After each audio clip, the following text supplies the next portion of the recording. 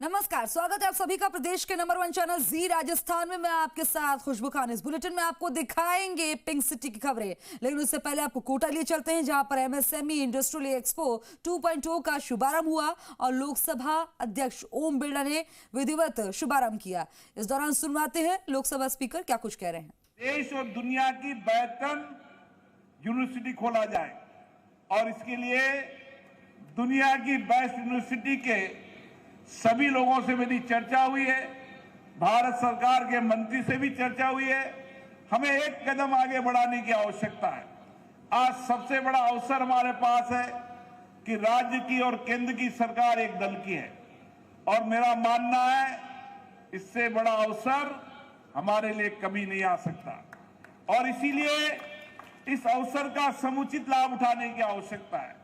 मैं कोटा के नौजवानों का आग्रह करना चाहता हूं कि कोटा के नौजवान देश और दुनिया के अंदर जो कुछ भी नया बदलाव हो रहा है, चाहे इंडस्ट्रीज के सेक्टर में हो रहा हो, चाहे टेक्नोलॉजी के सेक्टर में हो रहा हो, चाहे आईटी के सेक्टर में हो रहा हो, जितना भी नया परिवर्तन हो रहा है, उस नए परिवर्तन को करने के लिए हमारे कदम सबसे आगे होना चाहिए और हमारा दृष्टिकोण सबसे आगे होना चाहिए। हमें अब नई इंडस्ट्री ट्रेड की ओर बढ़ने की आवश्यकता है। आने वाले समय के अंदर दुनिया के अंदर भारत निवेश का सबसे महत्वपूर्ण और सबसे आकर्षित देश है। जो हमारे भारत के अंदर चाहे टैक्स सिस्टम प्रणाली हो, चाहे इसकी सरकार हो, चाहे इसकी नीतियां हो, उसके कारण दुनिया के अंदर लोगों का मानना है कि भारत की बढ़ती तेजी अर्थव्यवस्था के अंदर सबसे बड़ा योगदान अगर कोई होगा तो भारत का होगा। इसलिए मेरा आप लोगों से आह्वान है कि हमें इन विचारों की दृष्टिकोण के आगे बढ़ना चाहिए। मेरा महिला स्वावलंबन के और महिला आत्मनिर्भर के विचारों की ओर बढ़ना चाहिए। आने वाले समय के अंदर जैसे शोभा जी ने कहा कि कोटा, बूंदी, बारा, झालावाड़ एक ऐसा सेक्टर है जो एग्रो इंडस्ट्रीज और एग्रो इंडस्ट्रीज से जुड़े उत्पाद के लिए सबसे बड़ा सेंटर है। और आपको मैं बता दूं कि आने वाले समय के अंदर इस बूंदी के अंदर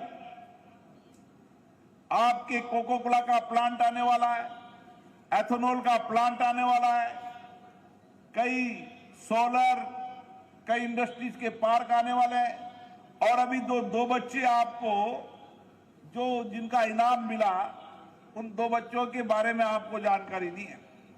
मेरे पास दिल्ली से मेरे मित्र पीयूष गोयल का टेलीफोन आया और उन्होंने कहा कि आपके यहां पर कुछ नौजवानों ने एग्रीकल्चर की नई तकनीकी का उपयोग किया है और उस नई तकनीकी से आने वाले समय में उसका भारत में भविष्य है।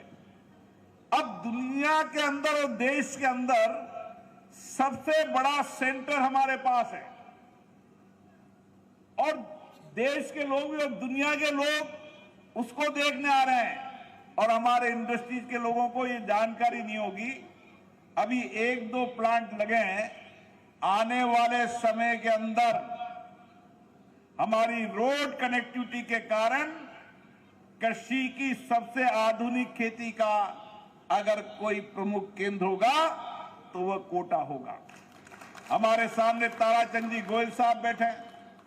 अब ताराचंद जी गोयल साहब लगातार प्रयास कर रहे हैं जैविक खेती के रूप में आने वाले समय के अंदर देश के एग्रीकल्चर सेक्टर के अंदर जैविक खेती का एक प्रशिक्षण केंद्र भी होगा और यहाँ की जैविक खेती